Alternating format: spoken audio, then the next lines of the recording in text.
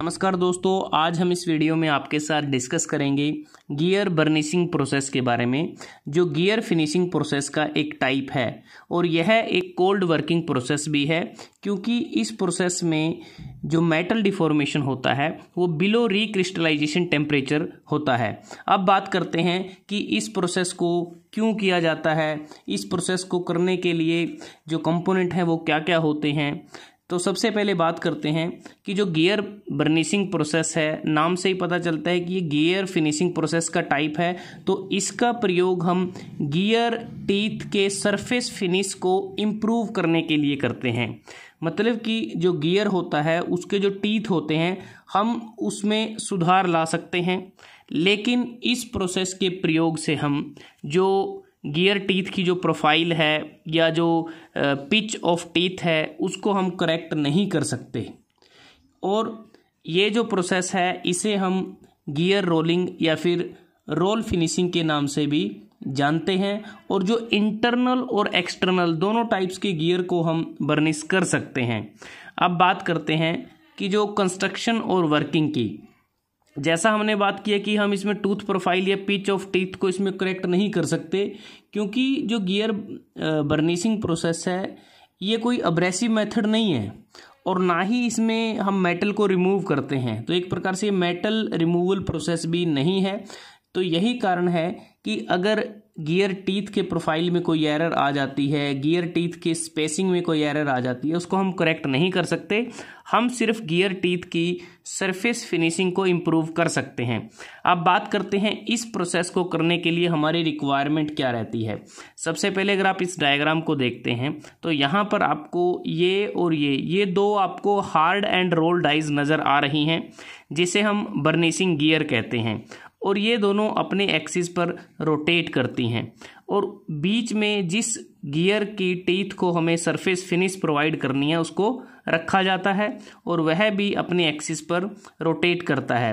तो एरो के माध्यम से आप देख सकते हैं कि ये जो गियर्स हैं वो किस डायरेक्शन में रोटेट करते हैं। जो बर्निशिंग गियर हैं ये क्लॉकवाइज डायरेक्शन में रोटेट कर रहे हैं, जो वर्कपीस गियर है ये एंटी क्लॉकवाइज डायरेक्शन में रोटेट कर रहा है।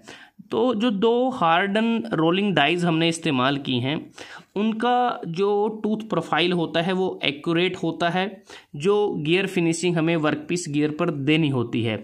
और जो हार्डन रोलिंग डाइज होती हैं वो वर्कपीस गियर के ऊपर प्रेशर को एक्सर्ट करती हैं, ताकि उस गियर के ऊपर जिस गियर को हमें सरफेस फिनिश प्रोवाइड करनी है।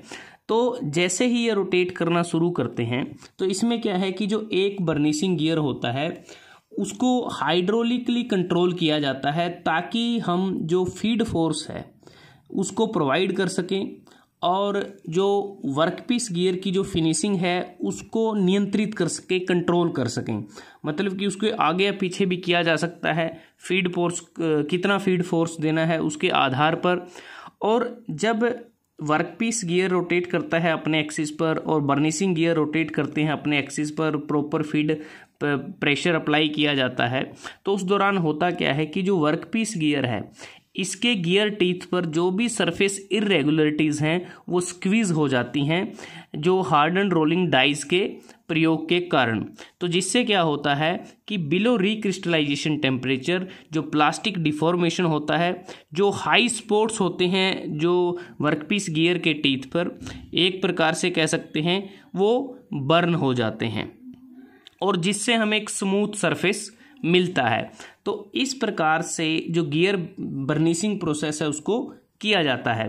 तो जैसे हमने बात की कि ये कोल्ड वर्किंग प्रोसेस है और इसमें क्या है कि जो सरफेस है वो इम्प्रूव होता है गियर टीथ का, और साथ के साथ जो गियर टीथ होते हैं उन पर कंप्रेसिव रेजिडुअल स्ट्रेसेस को इंड्यूस किया जाता है, जिससे गियर टीथ की जो फटीक लाइफ है वो भी इम्प्रूव हो जाती है। इसके अलावा अगर हम बात करते हैं जो इफ़ेक्टिवनेस और जो क्वालिटी होती है जो क्वालिटी है गियर बर्निशिंग प्रोसेस की, वो मेनली अफेक्ट की जा सकती है। उसके तीन मेन कारण हो सकते हैं।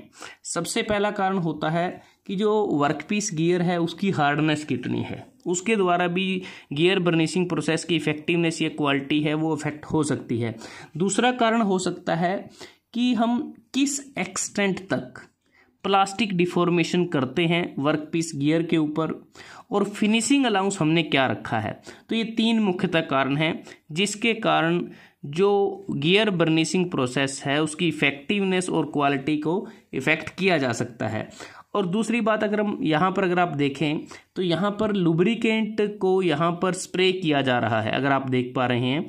तो लुब्रिकेंट हम क्यों यूज़ करते हैं? जो लुब्रिकेंट हम यूज़ करते हैं बेसिकली जो अब्रेसिव वियर होता है वर्कपीस गियर का इस पूरी वर्किंग के दौरान, तो उस अब्रेसिव वियर को कम करने के लिए लुब्रिकेंट का इस्तेमाल किया जाता है। सरफेस क्वालिटी को इम्प्रूव करने के लिए लुब्रिकेंट या कूलेंट का इस्तेमाल किया जाता है। और ये जो बर्निशिंग गियर्स होती हैं ये ज़्यादा समय तक काम करें तो इनकी लाइफ को इंक्रीज़ करने के लिए भी लुब्रिकेंट या कूलेंट का इस्तेमाल किया जाता है। अब हम बात करते हैं जो gear teeth also get slightly hardness, क्योंकि जो कोल्ड वर्किंग प्रोसेस के कारण जो गियर टीथ हैं उनकी जो हार्डनेस है वो स्लाइटली ज़्यादा हो जाती है। और जो इनिशियल कॉस्ट होती है बर्निशिंग गियर की, एक प्रकार से कहते हैं कि वो ज़्यादा होती है किसके मुकाबले, जो दूसरी गियर फिनिशिंग प्रोसेस हैं जैसे गियर सेविंग प्रोसेस में जो टूल हम इस्तेमाल करते हैं उसके मुकाबले जो बर्निशिंग जो डाइज होती हैं इनकी इनिशियल कॉस्ट ज़्यादा होती है। और अगर लाइफ की बात करते हैं, बर्निशिंग गियर की जो लाइफ है, जो डाइज या हम यूज़ करते हैं ये, इनकी स्लाइटली कहें कि वो ज़्यादा होती है, क्योंकि इसमें क्या है कि कोई ऑन गोइंग मेंटेनेंस नहीं होती। जैसा कि व्हील ड्रेसिंग की आवश्यकता पड़े तो इस केस में हमें ज़रूरत नहीं पड़ती। और एक प्रकार से जो टोटल टूलिंग कॉस्ट है वो कम हो जाती है। और जो बर्निशिंग प्रोसेस में जो भी इक्विपमेंट हम यूज़ करते हैं इनकी जो कॉस्ट है वो कम होती है। जो दूसरी फिनिशिंग ऑपरेशन में इस्तेमाल होने वाले इक्विपमेंट हैं जैसे गियर होनिंग में या फिनिश ग्राइंडिंग इत्यादि में जो भी इक्विपमेंट यूज़ होते हैं उसके मुकाबले बर्निशिंग प्रोसेस के जो इक्विपमेंट हैं उनकी कॉस्ट कम होती है। तो दोस्तों आज हमने इस वीडियो में आपके साथ डिस्कस किया गियर फिनिशिंग प्रोसेस का टाइप, गियर बर्निशिंग प्रोसेस के बारे में, जिसे हम गियर रोलिंग या फिर रोल फिनिशिंग के नाम से भी जानते हैं। अगर आपको ये वीडियो अच्छा लगा आप इसको लाइक कर सकते हैं, शेयर कर सकते हैं अपने दोस्तों के साथ, स्टूडेंट्स के साथ, और जल्द ही हाजिर होते हैं एक नए वीडियो के साथ। तब तक के लिए धन्यवाद। आपका दिन शुभ रहे।